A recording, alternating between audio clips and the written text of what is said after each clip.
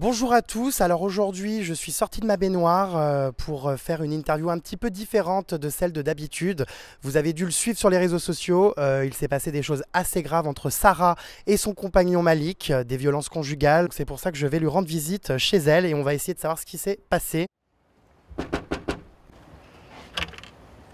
Salut Sarah, Salut Jérém. ça va? Bah, ça pourrait aller mieux. Tu traverses une période pas forcément facile, donc on va aller s'installer et puis on va parler de tout ça. Ok, merci à toi.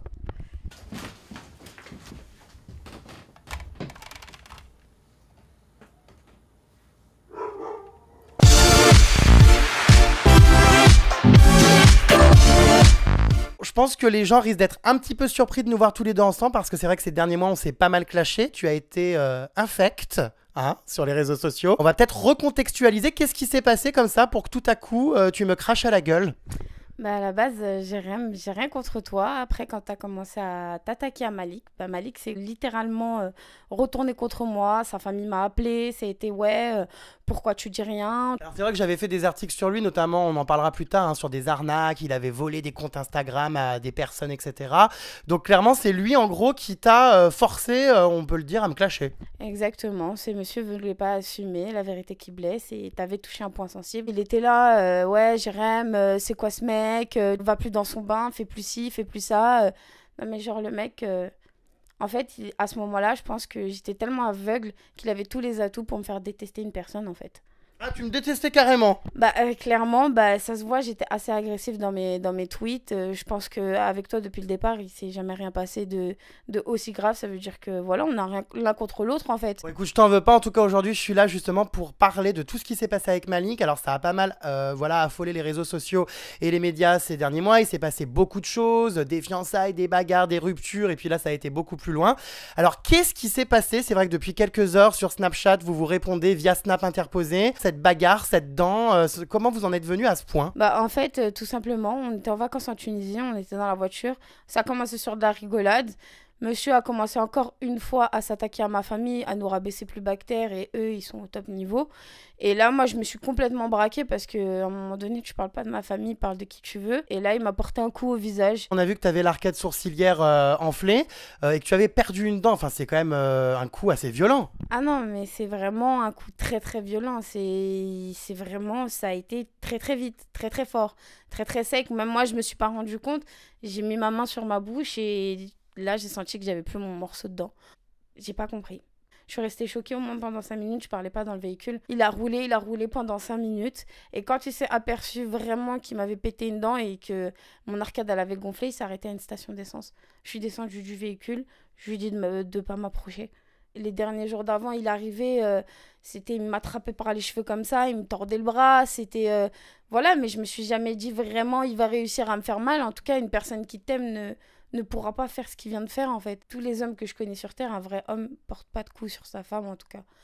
Et sur personne, sur aucune femme sur Terre, et je sais pas ce qui s'est passé. Beaucoup se sont demandé si c'était encore une tentative de buzz, parce que déjà les fiançailles, bon, vous aviez filmé tout ça sur Snapchat, là vous racontez tous vos problèmes de couple sur Snap, tu as carrément filmé cette dent, tu as tout raconté ce qui s'était passé. On avait l'impression un peu que c'était un peu du buzz, que vous cherchiez un petit peu à mettre en scène tout ça. Pas du tout. Je pense que, j'ai envie de dire, quand t'es attaché à une personne, t'as pas envie que ça s'arrête. Donc moi, j'avais pas envie que ça s'arrête. Donc je vois pas pourquoi au jour d'aujourd'hui, j'aurais inventé tout ça. Je me serais porté un coup au visage ou je me serais cassé une dent pour dire, ah, c'est du buzz, j'y gagne quoi? J'y gagne de l'argent? Ça, c'est ce que vous croyez, mais c'est pas vrai. J'y gagne quoi? Je suis un peu plus connue. Connue pourquoi? Pour m'être fait frapper dessus. Est-ce que moi, un jour dans ma vie, je me suis réveillée, je vais dire, ah, je vais être connue parce que je me suis fait taper dessus par mon mec. Non, pourquoi du buzz? En fait, j'ai vraiment pas besoin de ça. Je pense que non. Pourquoi? Parce que je suis en couple, j'ai envie de montrer aux gens, bah, être en couple, tu sais quoi, c'est se faire frapper dessus, c'est waouh, j'ai gagné le million. Non, ça m'intéresse pas, vraiment pas.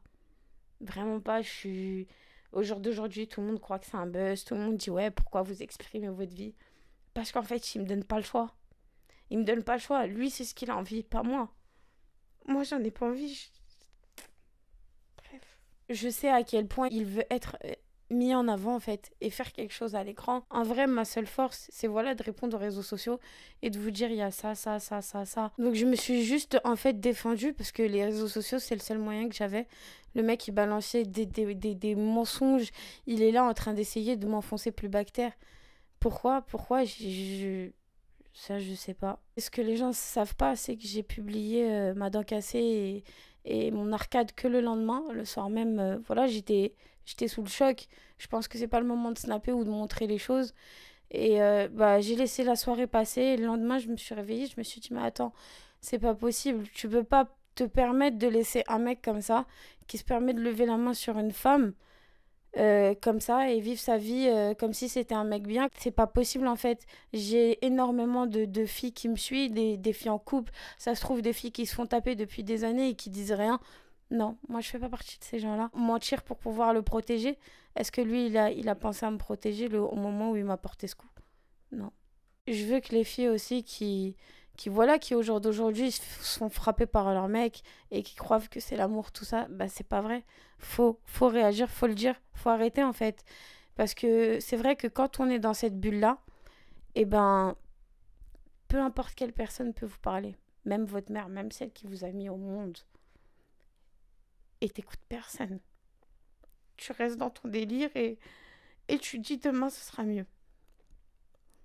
Sauf que demain c'est encore pire. Même si pendant 2 jours tu vas rigoler et tu vas croire que ça y est c'est fini, la réalité elle te rattrape très très vite. Quelques heures après justement que tu aies fait ces snaps avec ta dent cassée, ta dent était déjà réparée. C'est pour ça que beaucoup ont aussi pensé qu'il s'agissait de buzz ou que tu avais déjà la dent abîmée et que tu avais un petit peu exagéré. Là, à l'heure d'aujourd'hui, cette dent est réparée. Ça a été très rapide quand même. Bah en fait, tout simplement, vous qui parlez de buzz, si j'aurais voulu faire le buzz, ma dent je l'aurais laissé casser. Je serais venue faire des interviews avec la dent pétée et montrer bien qu'il m'a cassé la dent. C'est pas dans mon intérêt. Je veux pas en fait. Oui, je partirai par ma dent parce que pour moi les dents c'est important. En Tunisie elle est moins chère. Ici je vais payer une blinde. Le lendemain je prenais mon avion. Donc j'étais obligée de la faire sous 24 heures. Du coup, après cet incident, qu'est-ce qui s'est passé? Est-ce qu'il a essayé de revenir? Est-ce qu'il s'est excusé? J'ai entendu des notes audio que j'ai diffusées sur mon site qui sont quand même assez déconcertantes où il te supplie de ne pas révéler ce qui s'est passé et te propose de te repayer une dent pour que tu te taises. Ouais, c'est... Franchement, ça m'a choqué en fait. Le mec, il réfléchit pas à se dire j'ai cassé une dent. En fait, c'est comme si c'était un bâtiment. Je remplace une brique et tranquille, on n'en parle plus, ni vu ni connu. Mais comment tu peux faire ça? Je te remets une dent, je te mets des glaçons sur le front. Mais, je sais pas, t'es culotté. C'est pas possible en fait. C'est hallucinant. Et en plus, il est là.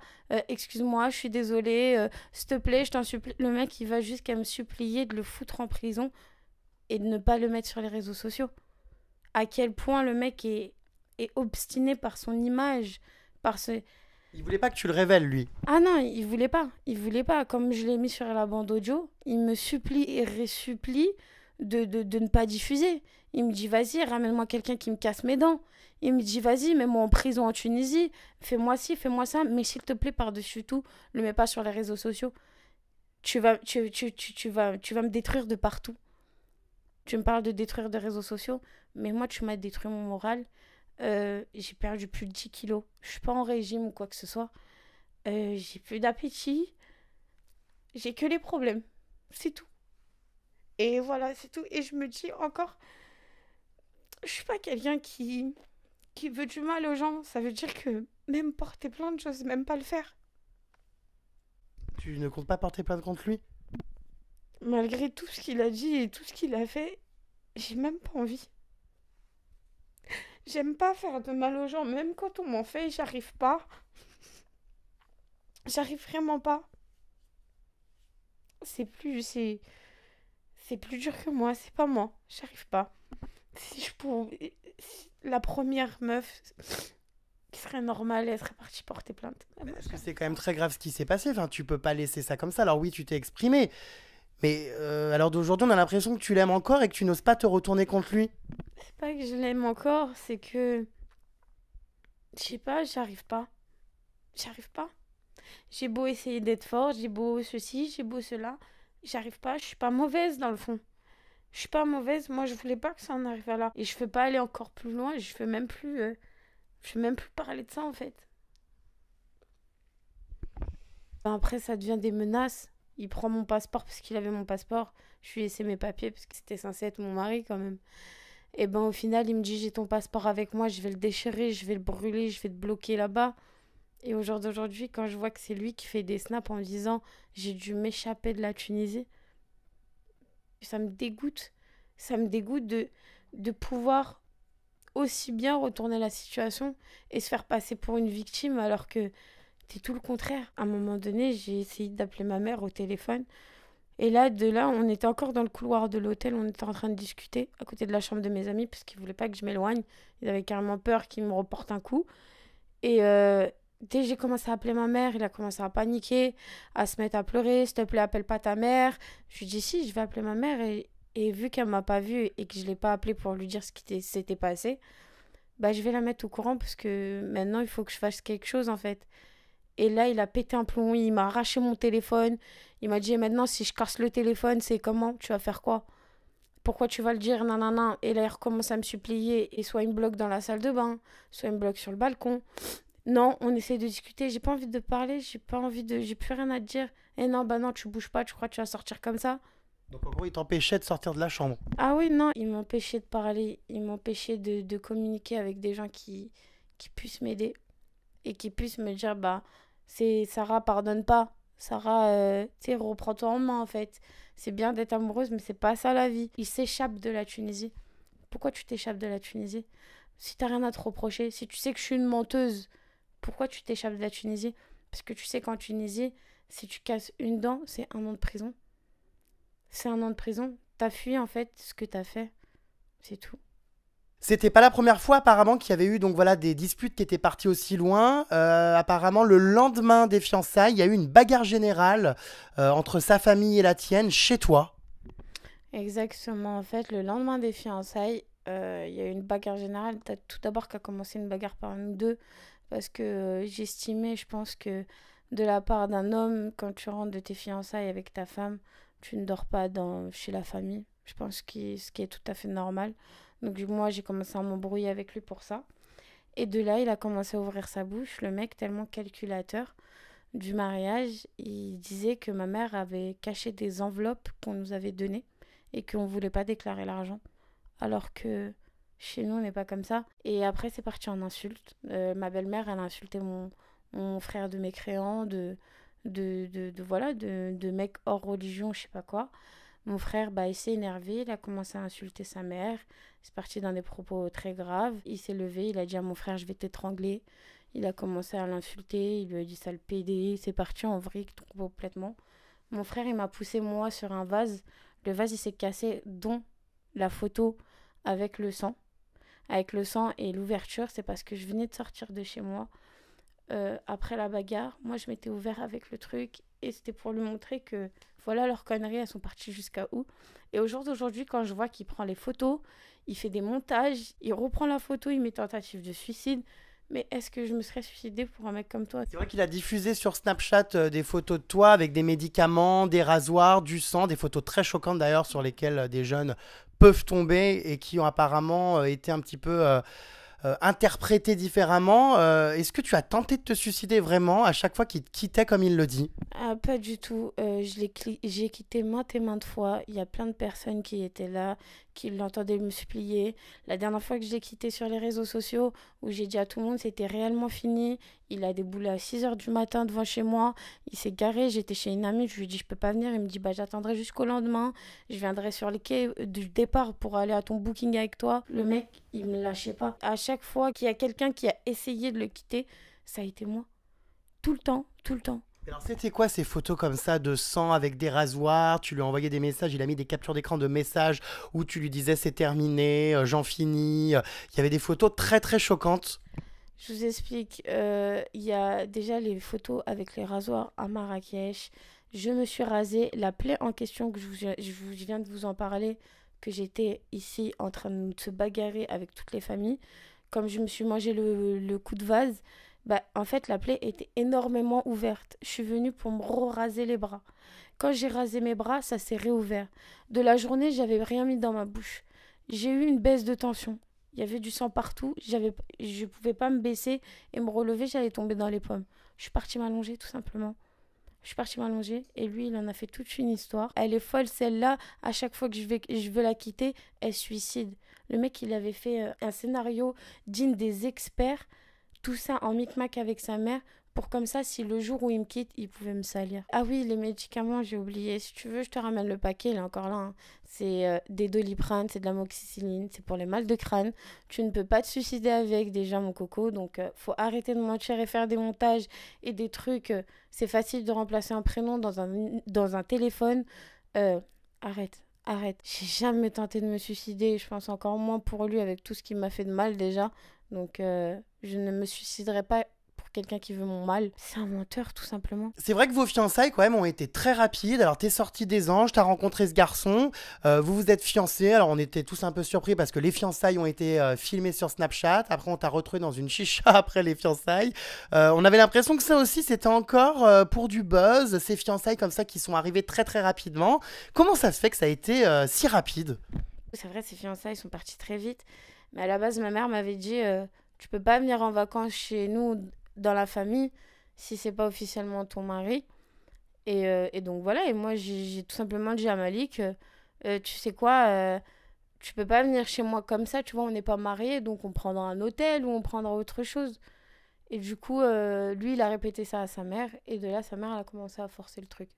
Faut faire les fiançailles, moi, de toute façon, je veux, mon fils, faut qu'il soit dans le halal, ceci, faut faire les fiançailles, vite, vite, vite, et... C'était hyper rapide, enfin. Oui, oui, c'était hyper rapide, et lui, pareil, en fait, il voulait tout faire pour venir avec moi et plus me lâcher, en fait. Il avait tout fait, il savait que le seul moyen de bloquer et de dire que c'est à lui, parce que chez lui, c'est pas la femme, chez nous, c'est la femme. Chez lui, c'est à moi. C'est mon objet, c'est mon truc. Quand t'es à lui, il te dit oui, je te frappe et je te mets des glaçons et tout va mieux. Qu'est-ce que vous voulez que je vous dise? Je suis tombée amoureuse, ouais. Je suis tombée amoureuse, j'étais aveuglée, j'ai foncé la tête droit dedans. Mes fiançailles, c'est vrai que ça a été vendu comme du rêve. Après, comme je vous dis encore une fois, on peut pas tout vous exposer. J'ai pleuré tous les soirs de mes fiançailles. La soirée, dès que je me retrouvais en loge, je pleurais. Ma mère, elle venait me voir, elle essayait de me calmer, je voulais même pas lui adresser la parole. La veille, je me suis assise dans ma chambre avec ma mère, et ma mère, elle m'a dit, ma fille, je crois que je t'ai jamais vue autant pleurer de ta vie. Donc, arrête si ça va pas. Elle m'a dit, arrête. Elle m'a dit, j'arrive pas. Elle m'a dit, c'est la seule personne que je n'arrive pas à cerner. Elle m'a dit, j'arrive pas à la cerner, et je sais pas ce qu'il veut. Bah, le buzz. Et voilà, notre réponse sont là, je crois. Ouais. C'est le fameux buzz que tout le monde rêve. Mais arrêtez vraiment. Vraiment. C'est quoi le buzz? Ça te fait quoi dans ta vie? Donc là, tu vas mieux dormir parce qu'on a bien parlé de toi. Tu te sens bien. Ton cœur, il est apaisé. Ta famille était un petit peu contre hein, cette relation. T'avais un petit peu perdu contact avec ton frère de qui t'étais très proche. Même avec tes parents, c'est vrai que voilà, Malik t'avait éloigné d'eux, j'ai l'impression. En tout cas, ta famille, clairement, ne cautionnait pas du tout ces fiançailles, ni même ce couple.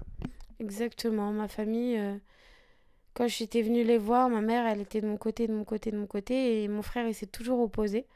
Ma mère, elle lui a dit, laisse-la faire ce qu'elle veut. Mon frère, elle a dit, non, non, moi, je le sens pas, ce mec. Je le sens pas, vous pouvez me dire tout ce que vous voulez, je le veux pas, je veux pas. Il l'a fait quand même pour moi, mais le lendemain où ça a explosé, il s'est vidé le cœur. Il a dit, je vous l'avais dit. Je vous l'avais dit, va l'éloigner de moi. Ton frère, c'est une mère, ton frère, c'est qui pour toi? Non, non, non, moi, je suis qui? Pourquoi tu m'aimes pas autant que ton frère? Eh bah, t'as qu'à te fiancer avec ton frère, t'as qu'à te barrer avec ton frère. C'était une obsession, en fait. C'était une obsession sur mon frère et ils ont essayé de me monter le crâne contre ma propre famille. Je regrette. Je suis tombée dans son délire, dans sa manipulation. Je me suis rendu compte que c'est ma famille qui avait raison depuis le départ. Mais déjà, je m'en doutais parce que les bougies, le jour des fiançailles, ma bougie, elle tombe par terre, elle s'éclate en deux. Elle s'éclate en deux. Et moi-même, sur le coup, je suis partie en pleurant dans la chambre et je leur ai dit, c'est pas bon. Ça, c'est pas bon depuis cette relation. J'ai que de la poisse. J'ai que des trucs qui m'arrivent. Au tout début de ta relation avec Malik, est-ce que tu n'as pas vu à un moment donné qu'il cherchait le buzz, la notoriété? J'ai sorti un article et c'est aussi pour ça qu'il était en colère contre moi et qui t'a un petit peu poussé à me détester. Mais finalement, cet article était vrai. Il a volé des comptes Instagram à des fans en leur proposant de les payer pour récupérer voilà, des comptes avec beaucoup de followers. Au final, il n'a jamais payé. Il y a eu tout un tas de magouilles, toujours pareil pour le buzz, les réseaux sociaux, les followers. C'était quelqu'un clairement qui voilà, voulait faire de la télé-réalité. Est-ce que tu le savais? Est-ce que tu t'en rendais compte? C'est vrai, j'ai remarqué plusieurs fois parce que déjà, ne serait-ce que le deuxième jour où je suis partie le voir, on était derrière sa chicha et il me disait déjà, oui, moi, je veux pas être en dessous d'une femme. Déjà, toi, je suis en dessous de toi parce que t'es connu. Moi, je suis pas connue, ça veut dire dans la rue, on va te reconnaître. Moi, je vais être toujours en arrière-plan. Ça a été. Je passais le casting de Friends Trip et il m'a dit si tu pars à Friends Trip, essaye de me mettre dessus et tout. Je peux pas commencer une relation alors que tu pars directement après. Le mec, de plus en plus, j'ai commencé à apprendre des choses, l'histoire de ce compte volé. Il propose de l'argent à des candidats pour pouvoir le faire entrer dans la télé-réalité. C'est-à-dire? C'est-à-dire, il a proposé il a dit, je mettrais une enveloppe de 10 000 euros à quelqu'un s'il pouvait me faire entrer dans la télé-réalité.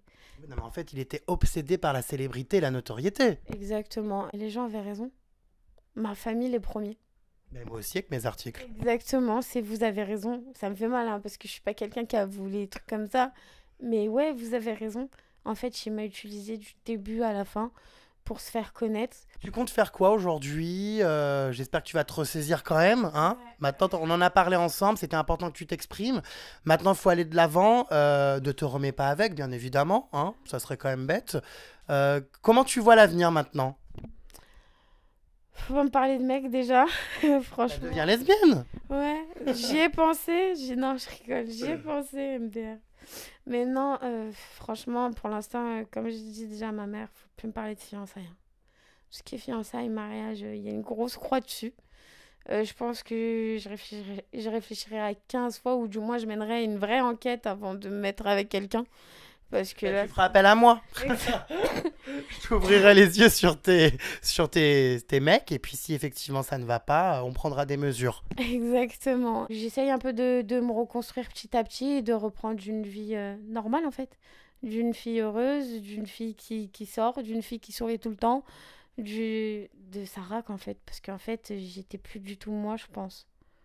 Bah écoute, je te le souhaite en tout cas. Merci pour cette interview. J'imagine que voilà, ça t'a quand même fait du bien d'en parler. Maintenant, les choses sont claires. Il faut se ressaisir. Girl power. On avance. Et puis voilà, tu sais que tu peux compter sur moi s'il y a un problème. Et puis ça va aller. Maintenant, tout ça, c'est loin derrière. Ouais, c'est clair. Bah, j'espère. C'est un petit clin d'œil aux femmes, vous laissez pas faire, c'est tout. Je donne une image de fille très très forte, vraiment.